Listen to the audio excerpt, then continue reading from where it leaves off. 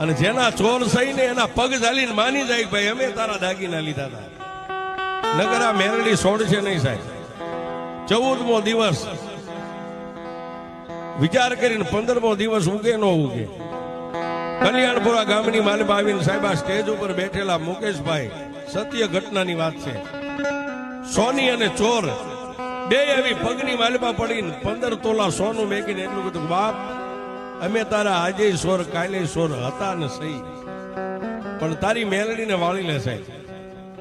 અને તેથી મુકેશભાઈ એટલું કીધું કે બાપ મેં તો એક મેલડીની કોર્ટમાં મારી ફરિયાદ મેકી હતી ને મેલડીને વાળવી હોય ને તો અહીંયા નહીં ભાલિયાપુરા ગામની માલપા